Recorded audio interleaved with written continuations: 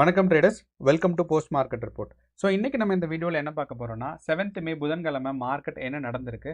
So இதனால நாளைக்கு expiry டே, அதாவது நிஃப்டி 50யோட நாளைக்கு எக்ஸ்பைரி டே. ஸோ அப்படிங்கிறனால நாளைக்கு மார்க்கெட் என்ன நடக்கிறதுக்கான வாய்ப்பு இருக்குது அப்படிங்கிறதான் நம்ம இந்த வீடியோவில் பார்க்க போகிறோம்.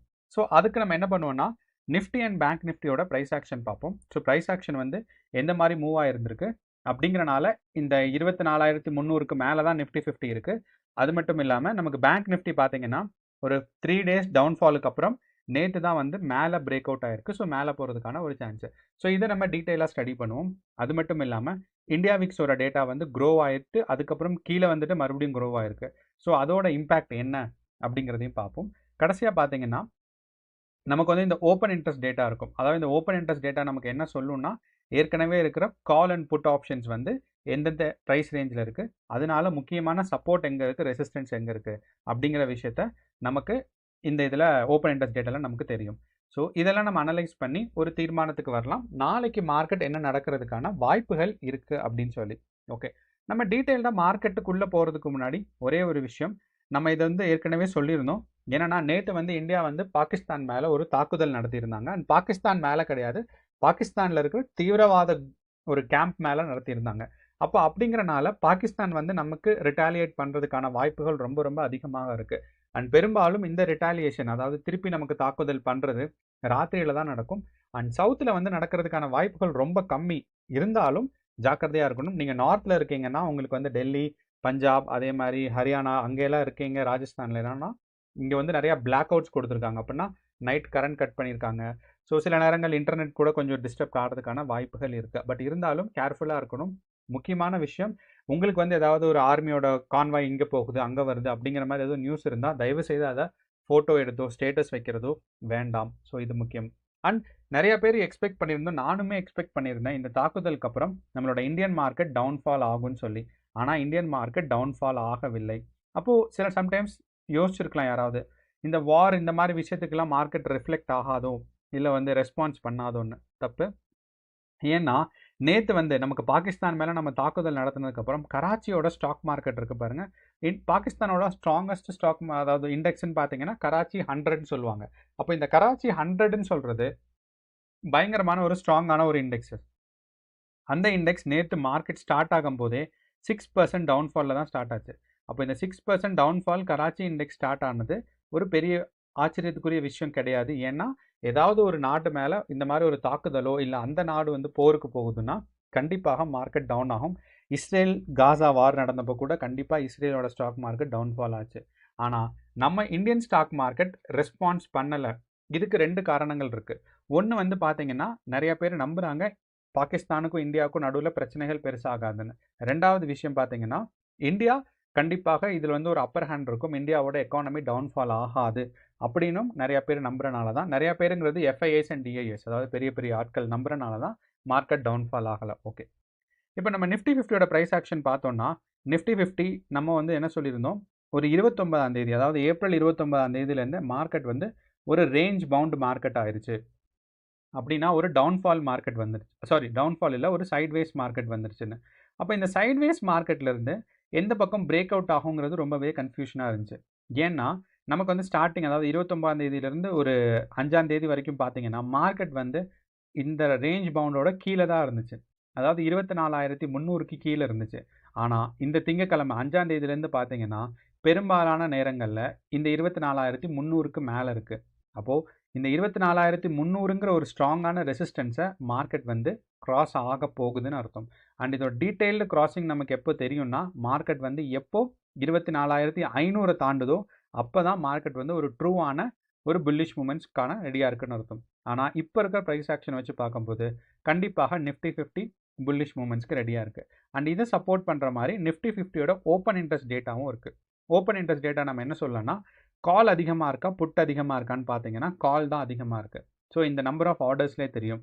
காலில் வந்து அதாவது 24,500 ரீச் ஆகும் அப்படிங்கிறது எவ்வளோ தெரியும் அப்படின்னு பார்த்தீங்கன்னா 2.1 crores வந்து ஆர்டர்ஸ் அங்கே இருக்குது. 2.1 crores ஒர்த் ஆஃப் ஆர்டர்ஸ் அங்கே இருக்குது.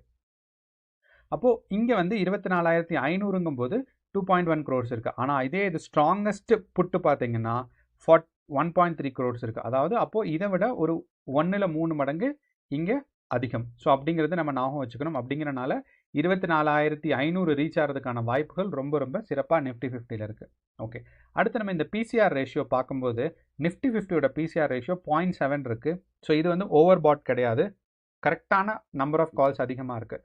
ஸோ அப்படிங்கிறனால பர்ஃபெக்டாக மார்க்கெட் மேலே போகிறதுக்கான சுச்சுவேஷன்ஸ் ரொம்ப ரொம்ப அதிகமாக இருக்குது. ஸோ நான் வந்து நாளையோட எக்ஸ்பைரியும் இன்க்ளூட் பண்ணியிருக்கேன் அண்ட் அடுத்த வாரத்தோட எக்ஸ்பைரியும் இன்க்ளூட் பண்ணியிருக்கேன். அப்போ நாளையோட எக்ஸ்பைரி மட்டும் இன்க்ளூட் பண்ணனா 0.68, நம்ம அடுத்த வாரத்தோட எக்ஸ்பைரியும் பார்த்தோம் அப்படின்னா 0.7. அப்போது அப்படிங்கிறனால மார்க்கெட் வந்து கிளியராக புல்லிஷ் மூமெண்ட்ஸ்க்கு ரெடியாக இருக்குன்னு அர்த்தம். ஓகே, அப்போ நம்ம புல்லிஷ் மூமெண்ட்ஸ் எக்ஸ்பெக்ட் பண்ணலாம். இப்போ இதே இது நம்ம பேங்க் நிஃப்டியை பார்க்கும்போது பேங்க் நிஃப்டி கடந்த மே மாதம் 1ஆம் தேதி ஆரம்பித்ததுலேருந்து பார்த்தீங்கன்னா மே 1 லீவு, 2ஆம் தேதியிலேருந்து பார்த்தீங்கன்னா மார்க்கெட் வந்து ஒரு பியரிஷ் மார்க்கெட்டாக வந்துட்டுருக்கு. அண்ட் இந்த பியரிஷ் மார்க்கெட்டுக்கு நம்ம ஒரு டவுன்வர்ட் ட்ரெண்டிங் சேனல் போட்டிருந்தோம்.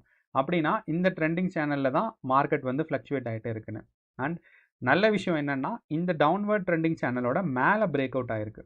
ஓகே, அண்ட் மேலே பிரேக் அவுட் ஆனால் ஏன் நல்ல விஷயம்னு சொல்கிறேன்னா ஒரு எக்கானமி க்ரோத்துக்காக. ஒரு ட்ரேடர்ஸ் வந்து கீழே போனாலும் மேலே வந்தாலும் நம்மளால் ப்ராஃபிட் பார்க்க முடியும்.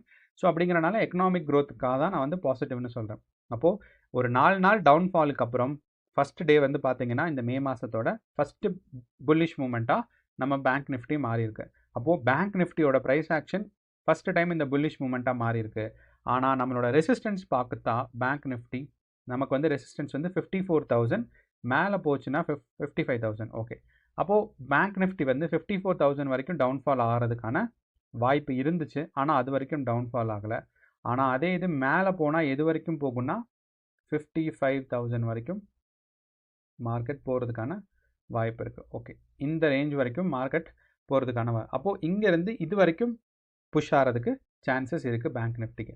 அண்ட் பேங்க் நிஃப்டியோட பிசிஆர் ரேஷியோ பார்த்தோம்னா ஸ்டில் நமக்கு 1.2ல் இருக்குது. அப்போ இந்த 1.2ல் இருக்குன்னா அப்போது இது வந்து ஒரு ட்ரூ மேலே போகிறதா கிடையாது. மேபி இது வரைக்கும் போயிட்டு திருப்பியும் டவுன்ஃபால் கண்டினியூ ஆகும் அப்படிங்கிறத நம்ம எக்ஸ்பெக்ட் பண்ணலாம். ஏன்னா நமக்கு வந்து இந்த இடத்துல புட் ஆப்ஷனோட அதிகமாக இருக்குது. ஏன்னா புட் ஆப்ஷனோட குவான்டிட்டி அதிகமாக இருக்கிறனால தான் பிசிஆர் ரேஷியோ 1.2க்கு மேலே இருக்குது.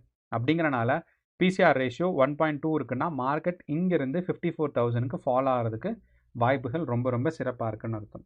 ஓகே, அண்ட் நம்ம இந்தியா விக்ஸ் டேட்டா நம்ம ஏற்கனவே சொல்லியிருந்தோம். அண்ட் இந்தியா விக்ஸ் டேட்டா பார்த்தீங்கன்னா நேற்று மார்க்கெட்டை பொறுத்தளவு காலையில் மார்க்கெட் க்ரோ ஆகி அதுக்கப்புறம் ஒரு டவுன்ஃபால் வந்துச்சு. அப்போ இந்த டவுன்ஃபால் வரும்போது நமக்கு வந்து கண்டிப்பாக ஒரு நல்ல பியரிஷ் மூமெண்ட்ஸ் போயிருக்கணும்.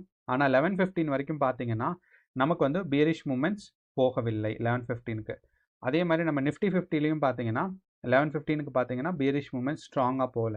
ஏன்னா இப்போ இருக்கிற அதாவது இந்தியா விக்ஸ் பார்த்தீங்கன்னா இந்தியா விக்ஸோட நிலைமை இவ்வளோ தூரம் ஒரு எத்தனை % டவுன்ஃபால் ஆகிருந்திருக்கு, ஆல்மோஸ்ட் ஒரு 6% டவுன்ஃபால் ஆகும்போது கண்டிப்பாக மார்க்கெட் மேலே புஷ் ஆகிருக்கணும். ஆனால் மார்க்கெட் மேலே புஷ் ஆகலை.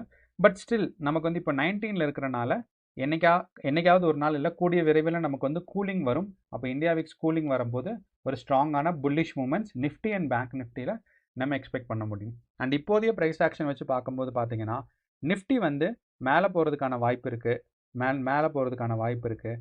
அண்ட் பேங்க் நிஃப்டி வந்து கீழே வர்றதுக்கான வாய்ப்பு தான் இன்னும் இருக்குது. அண்ட் பேங்க் நிஃப்டியோட ஸ்ட்ராங்கான ரெசிஸ்டன்ஸ் எங்கேன்னு பார்த்தீங்கன்னா 55,000ல் இருக்குது. அண்ட் சப்போர்ட் எங்கே இருக்குதுன்னு பார்த்தீங்கன்னா 54,000ல் இருக்குது.